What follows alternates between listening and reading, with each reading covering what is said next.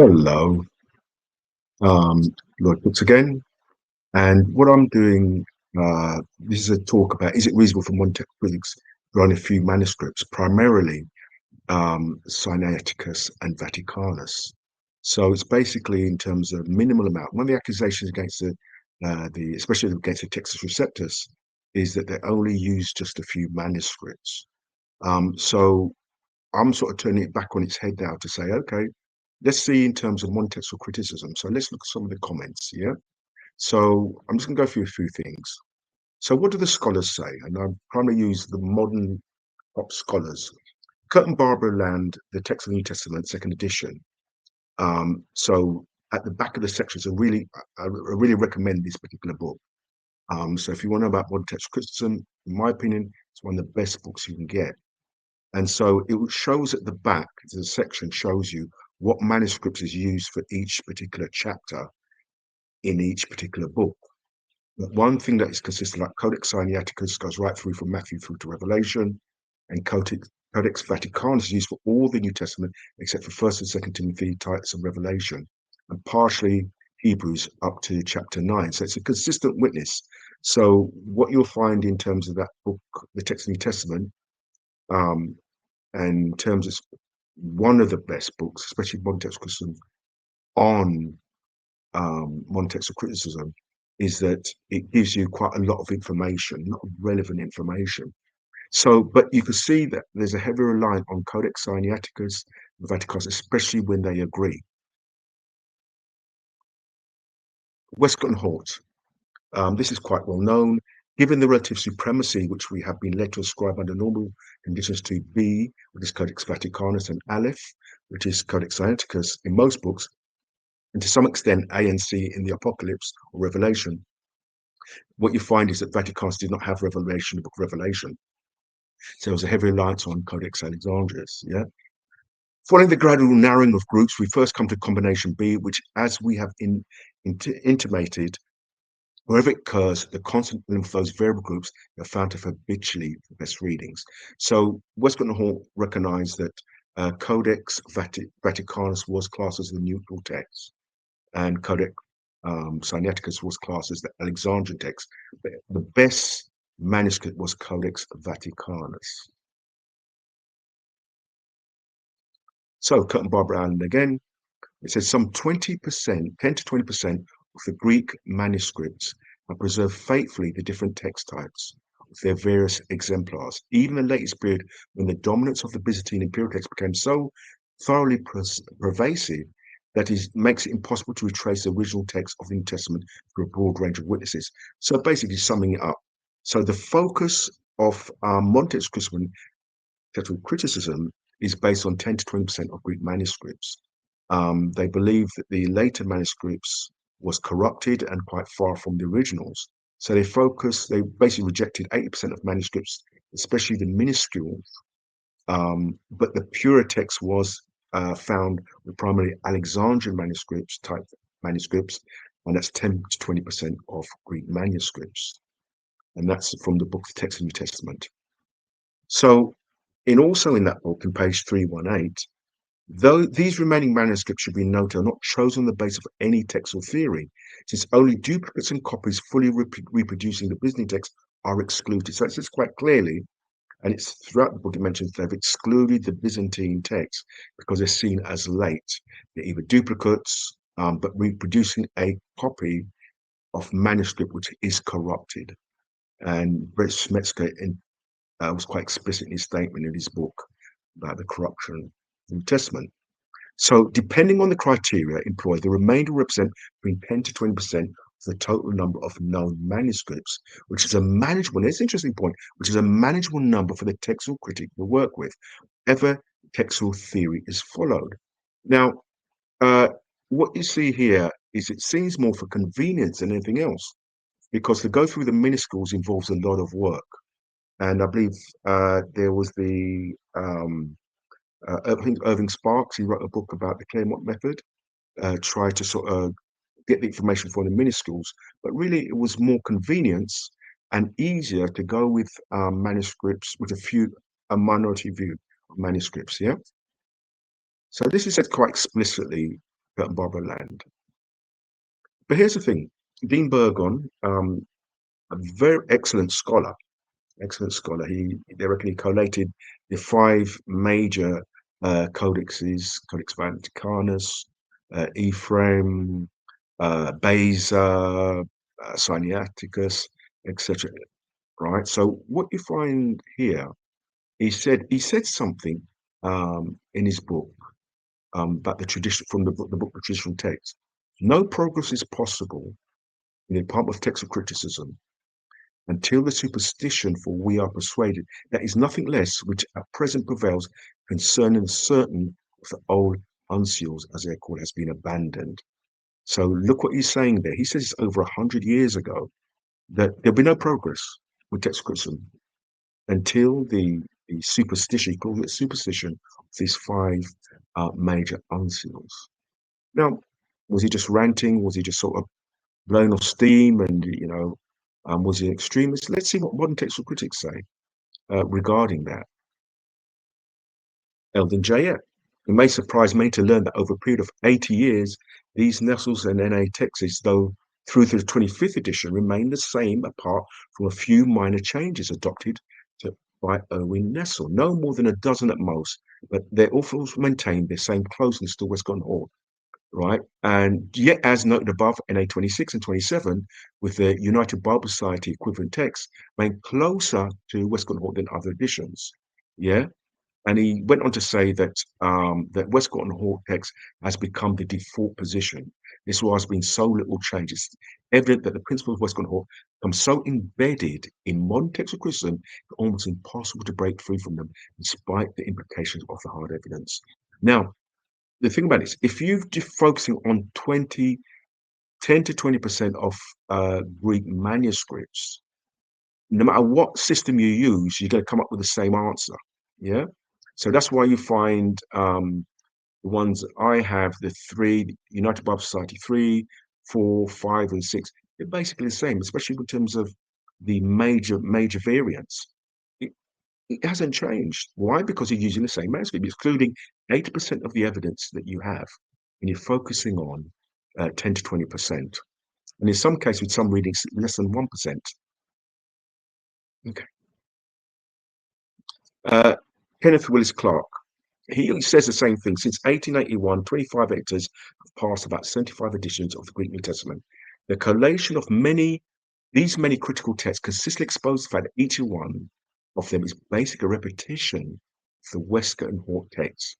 Indeed, we have continued for 85 years to live in the era of Westcott and Hort. Our Textus Receptus, the text received by all. All right. So this is what he's actually saying here. And it's true, it hasn't changed. I managed to get one, it was done in 1949. It represents the first Nestles of land in 1904. Basically the same. Minor variations, but it's basically the same text.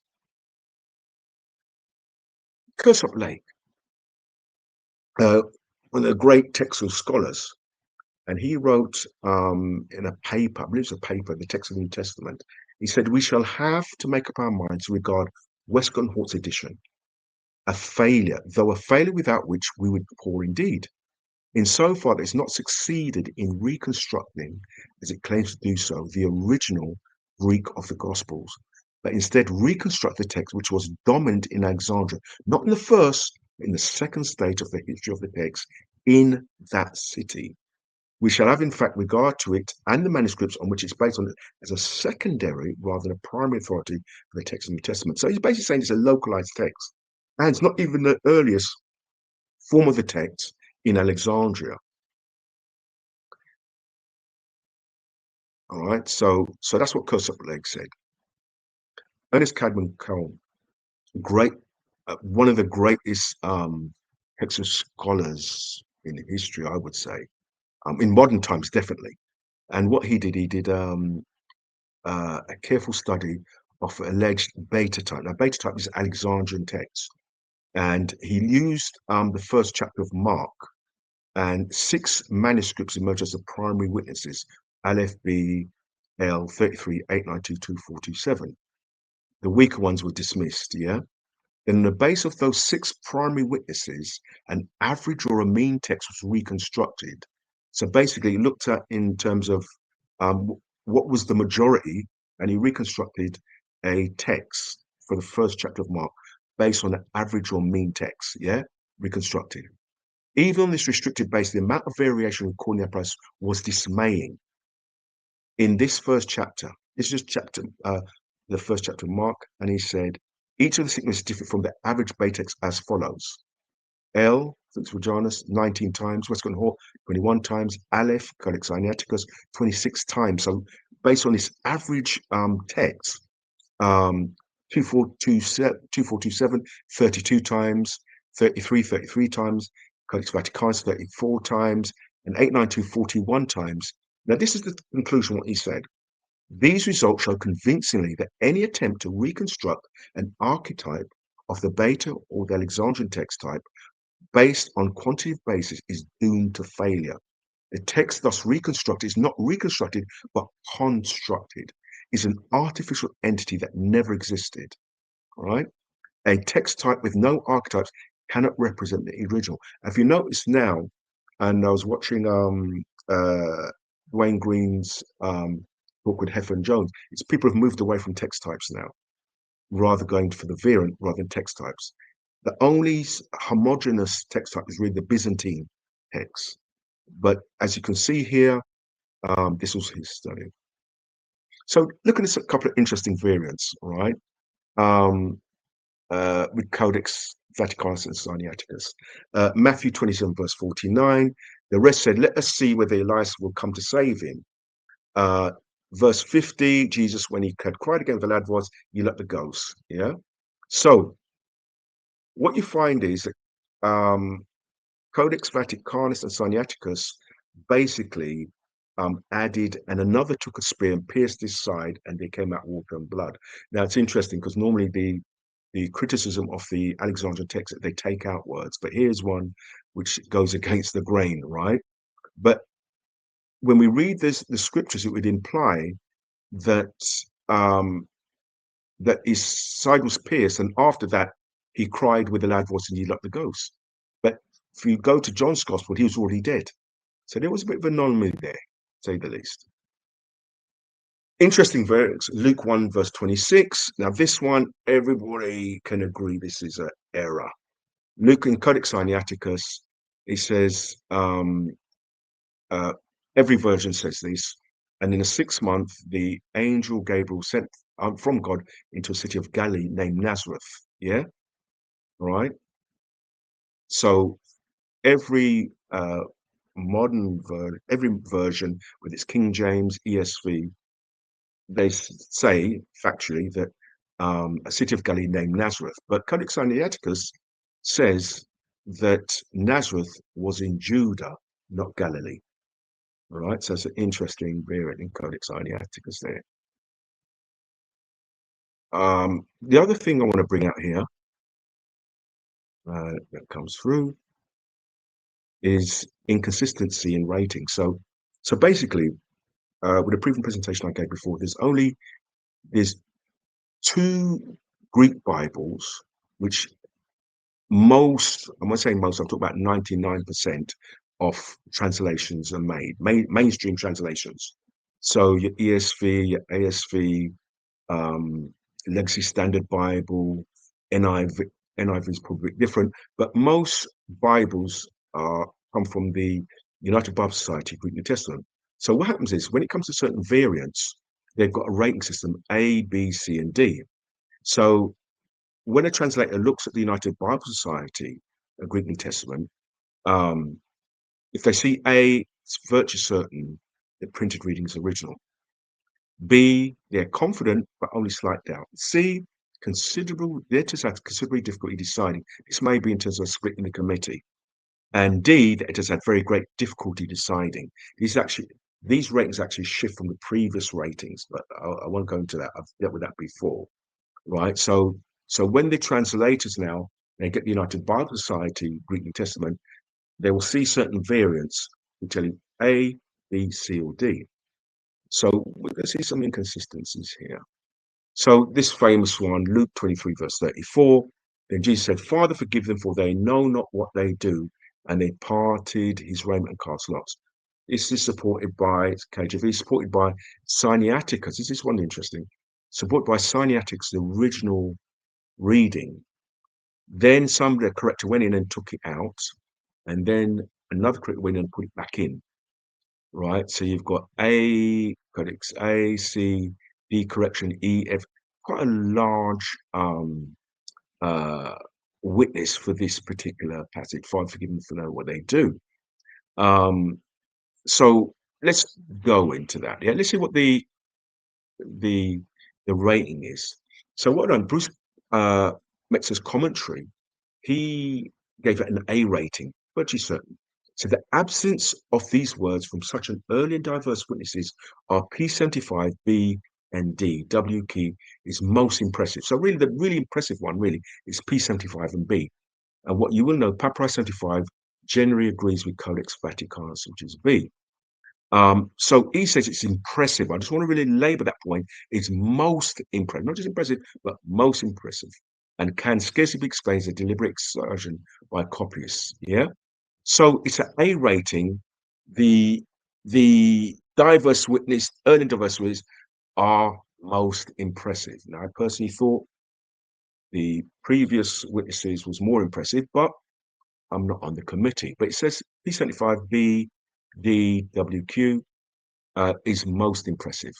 Remember, this gets an A rating. Let's go to another variant. This is from my favorite one, John 7, verse 8, where Jesus, they said to go up into this feast. I will not go up yet unto this feast, for my time is not fully come. Now, in terms of the Nessos Alan, he said, I'm not going to the feast. So the variant is between not yet and not. Let's see how he deals with that and what is the support. So not yet is supported, interestingly, by Codex Vaticanus, P66 and P75, and the Sinaitic corrector, L and codexes L and U W theta corrector, psi F1124, and the majority of minuscules. But I just really want to focus on P66, P75, Codex Vaticanus, and the Sinaitic corrector. Now, the support for not is Codex Sinaiticus. Yeah, right, the original writer. Yeah, the original writer. So you've got Codex Vaticanus for not yet, P66, Papyri P66, which is the 3rd century, about 100 years, 150 years before Vaticanus, P75, and Sinaiticus corrector. Right. So support for not is the original writer of Codex Sinaiticus, D1071 K and M. Now look at this.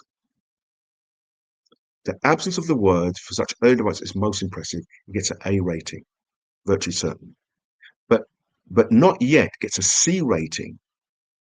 And this is what Bruce Metzger says. The reading not yet was interested at an early date.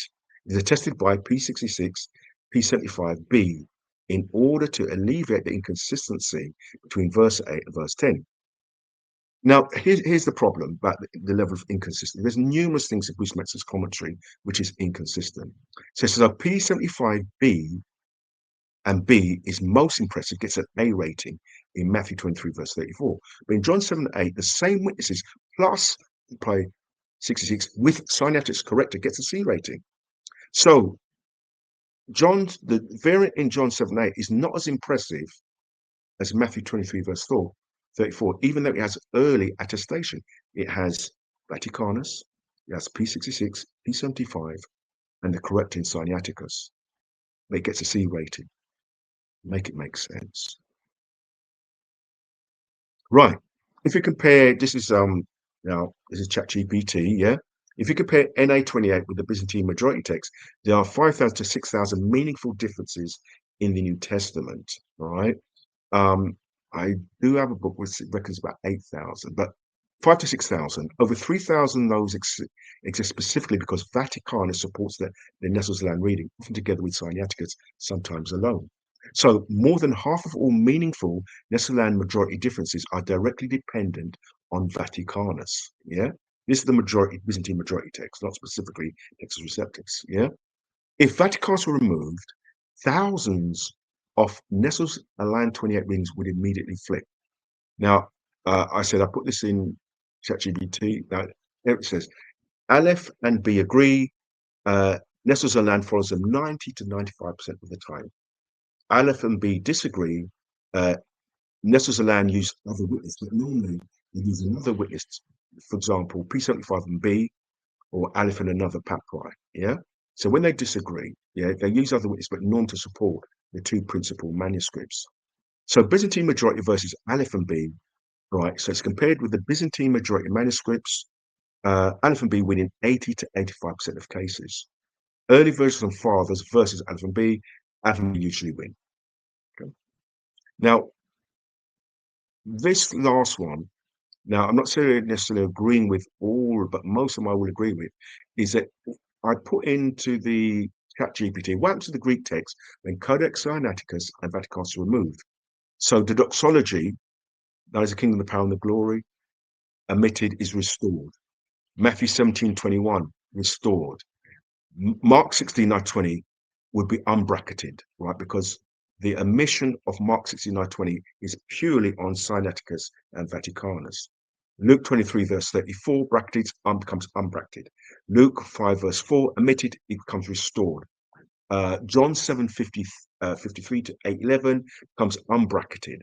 Acts 8:37, Scott is restored. I know people may disagree with that one, but 1 Timothy 3, verse 16, where it says, God was manifest in the flesh. NA20 says, who was manifest in the flesh is restored to God. Romans 16:24 omitted, it would be restored. Now, there's an argument probably about this one, 1 John 5, verse 7 to 8. Now, you have to look at when it was first omitted, it was based primarily on its omission in Codex Vaticanus and Sinaiticus. And obviously, scholars are going to argue over that one, yeah? So it doesn't say restored, it says longer form gains serious weight, yeah? Or will be considered more seriously, all right? So it shows you on main variants, real translatable variants, the effect that Sinaiticus and Vaticanus has on the text, yeah? So I hope you enjoyed that, all right? I certainly did. I just enjoyed doing it. And I pray that I receive a blessing from it. May God bless you, keep you, may He cause His face to shine upon you. Take care.